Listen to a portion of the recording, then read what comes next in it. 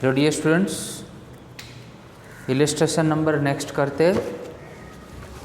Illustration number 4.12 जो है वो लॉजिकल है, तो ये अपने आप हो सकता है। सो ये आपको ट्राई करना है। हमने सारे कंसेप्ट थ्योरी में सब बता दिए। उसमें टॉर्क का कंसेप्ट है, ठीक है। Torque tau is equal to N I A cross B का भी कंसेप्ट है। तो ये कंसेप्ट ऑलरेडी हमने थ्योरी में करवा दिया है, तो ये आप कर सकते हो। 4.13 करवा दें क्योंकि वो गैल्वेनोमीटर के ऊपर डिपेंड है। 13 नंबर का क्वेश्चन पढ़ रहा हूँ। In the circuit the current is to be measured, what is the value of the current if the ammeter as shown in figure. यहाँ पे आपको डायग्राम में एक एमीटर दिया हुआ है, ये एक्सटर्नल रेजिस्टेंस है 3 ओम का, और यहाँ पे अपनी बैटरी है 3 वोल्ट की डीसी बैटरी, ठीक है। What is the value of the current if the ammeter is shown in figure.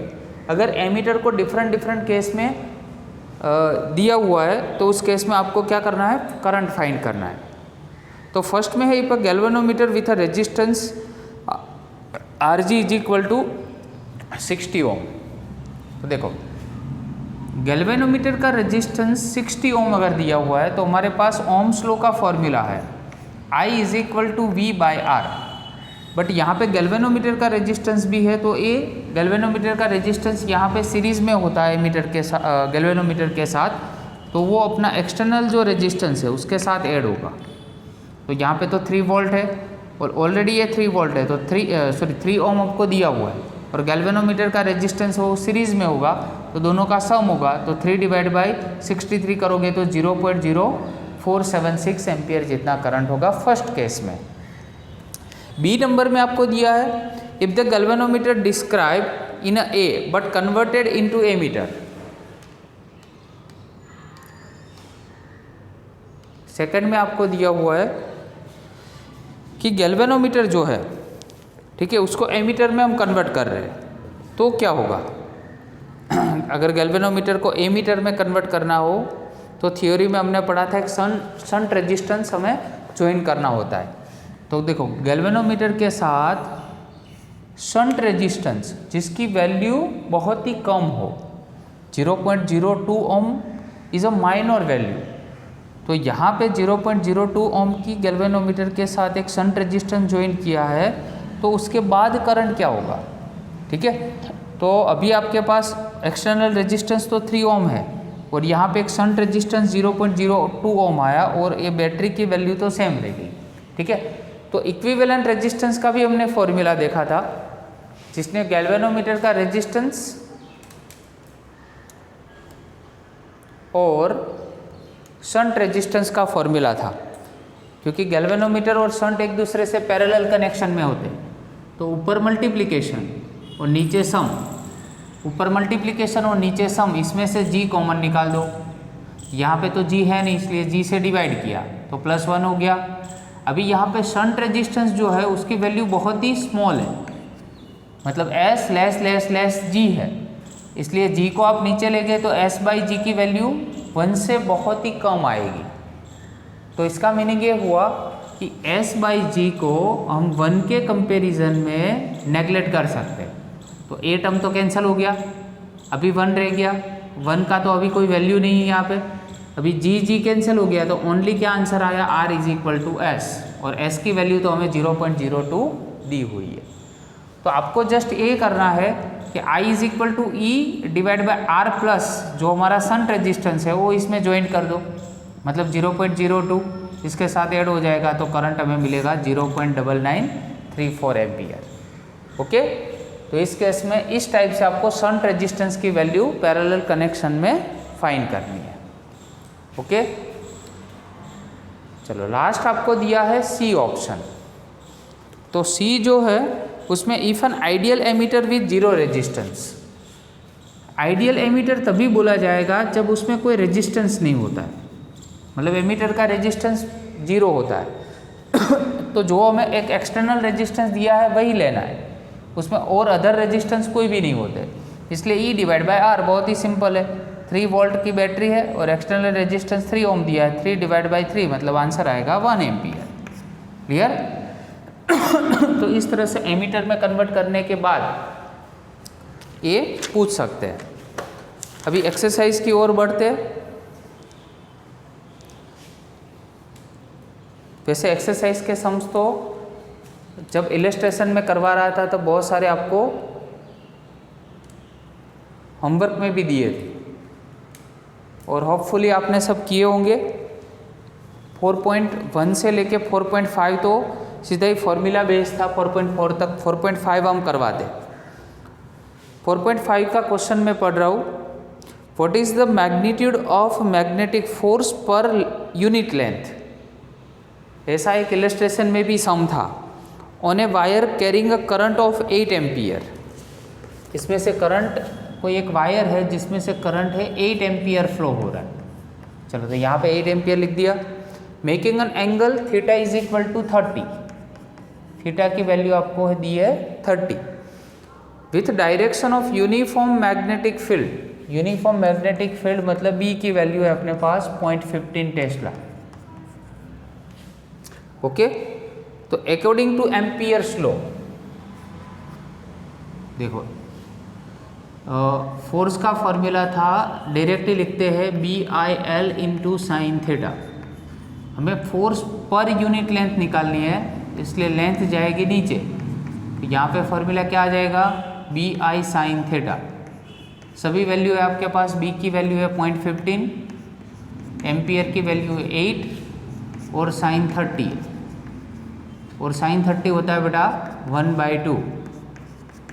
Sign 30 की वैल्यू 1/2। यहाँ पे हो गया 4 कैंसल, ठीक है।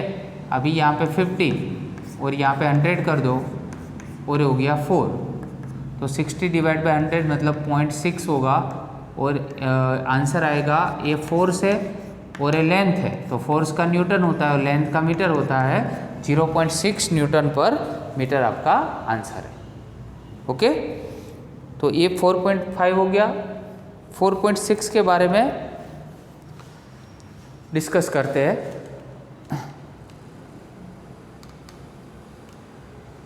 चलो, तो 4.6 है अपना, ये 3 centimetre wire carrying a current of 10 ampere. जो वायर की लेंथ है वो है 3 सेंटीमीटर। अभी 3 सेंटीमीटर मतलब 0.03 मीटर होगा।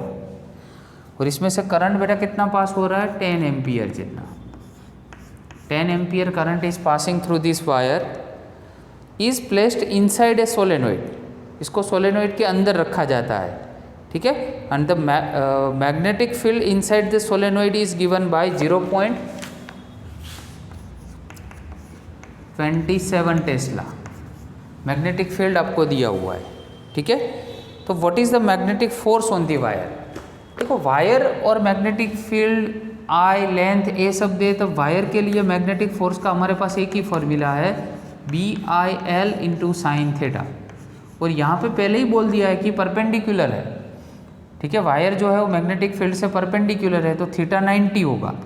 So that F is equal to, B की वैल्यू है अपने पास 0.27, आई करंट हमें 10 दिया हुआ है, लेंथ है हमारी 0.03 और यहाँ पे साइन परपेंडिकुलर है तो कितना हो जाएगा 90। ओके, तो साइन 90 की वैल्यू 1 होती है 0.27, 10 और 0.03। ये तीनों का बेटा कैलकुलेशन आप करोगे, ठीक है। तो फोर्स की वैल्यू न्यूटन में आपको एलसी से मिल जाएगी। ओके, बहुत ही ईजी सम है, दोनों में सेम फॉर्मूला है। ओके, तो इलस्ट्रेशन के कंपैरिजन में बेटा एक्सरसाइज के एग्जाम्पल जो है वो बहुत ही ईजी एग्जाम्पल है। उसमें जस्ट फॉर्मूला पुट करो, सीधा आंसर आ रहा है, ठीक है ना। चलो, तो 4.7 देख लेते हैं साथ में। 4.7 में 2 वायर्स दिए हुए और पैरेलल वायर का भी फॉर्मूला आपने बताया था आपको। 2 long and parallel straight wire A and B carrying the current 8 ampere and 5 ampere in the same direction are separated by a distance 4 centimetre. Estimate the force on 10 centimetre section of wire, ठीक है। 10 centimetre का जो section का wire है उसमें आपको force find करना है। There are 2 wires which are parallel. देखो, ऐसे 2 वायर्स हैं, ठीक है। ए वायर और बी वायर। चलो ए वायर में से कितना करंट पास हो रहा है, तो 8 एम्पियर का। बी वायर है उसमें से कितना करंट पास हो रहा है, तो 5 एम्पियर का। ठीक है, चलो इसमें से बहुत कम लेंथ जो आपको दी हुई है 10 सेंटीमीटर की, इसमें हमें फोर्स फाइंड करना है। ये नंबर 1 है, ए वायर है, नंबर 2 वायर है, उसको बी नाम दिया हुआ है। ठीक है, चलो अभी दोनों के बीच का डिस्टेंस भी आपको दिया हुआ है, जिसको हम डी बोलते थे। कितनी वैल्यू है, 4 सेंटीमीटर। तो यहाँ पे I1 की वैल्यू 8 एम्पियर है, I2 की वैल्यू 5 एम्पियर है, D की वैल्यू 4 सेंटीमीटर है, जिसको मीटर में कन्वर्ट करें तो 0.04 मीटर होगा। ठीक है, और लेंथ जो आपको दी हुई है वो है 10 सेंटीमीटर, उसको भी मीटर में कन्वर्ट कर दो, ये 0.1 मीटर हो जाएगा। ठीक है, चलो अभी फोर्स फाइंड करना है। तो F is equal to I1 I2L divide by 2 pi D. ठीक है ना, चलो तो म्यू ज़ीरो का फॉर्मूला था, म्यू ज़ीरो के लिए वैल्यू थी 4 पाई इंटू 10⁻⁻⁷। I1 की वैल्यू है 8, I2 की वैल्यू है 5, L की वैल्यू है आपके पास 0.1, 2 पाई एज इट इज़ रहने दो, और D की वैल्यू है 0.04। ये तो यहाँ पे कैंसिल हो जाएगा 2। इसका पूरा कैलकुलेशन करोगे तो आपको फोर्स की वैल्यू न्यूटन के फॉर्म में मिल जाएगी। क्लियर, चलो तो 4.8 जो था वो हमने जब सोलेनोइड का एक सम करवाया इलस्ट्रेशन का, तब साथ में ही करवा दिया था, और तब बोला था कि ऐसा ही सेम एक एक्सरसाइज का सम है। मतलब 4.8 में B is equal to μ0 Ni formula रखोगे तो आंसर आ जाएगा। 4.9 करते, a square coil of side 10 centimetre consist of 20 turns. Coil आपको स्क्वायर कोइल दी हुई है। देखो अभी तक के जितने भी सम है उसमें रेक्टेंगल नहीं, पर इसमें सर्कुलर कोइल थी। अभी कौन सी कोइल है, स्क्वायर कोइल है। ABCD नाम दे देते हैं, और एक साइड जो है मतलब AB साइड है उसकी लेंथ हम L लेते हैं, उसकी लेंथ आपको दी है 10 सेंटीमीटर।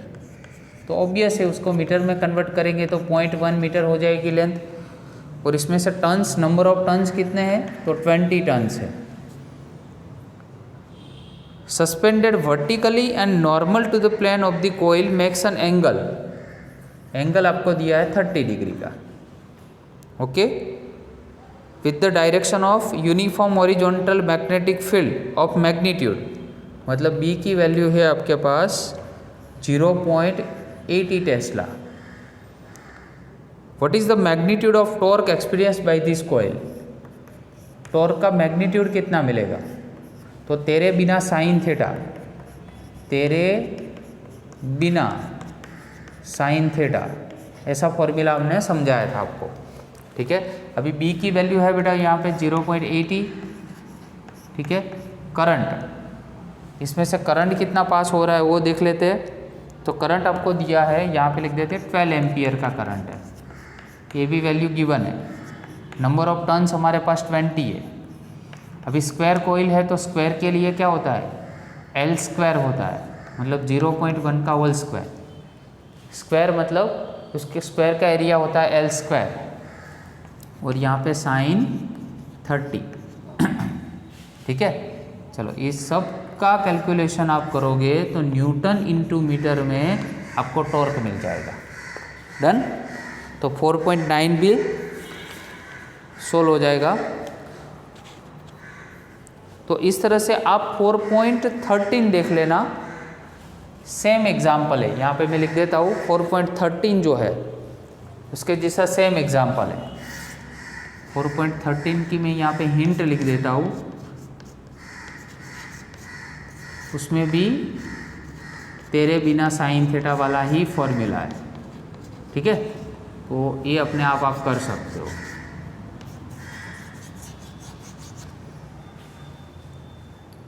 अगर फॉर्मूले आ गए तो सारे सम्स इजीली आ जाएंगे, इसमें कोई दिक्कत नहीं है। Okay, thank you very much.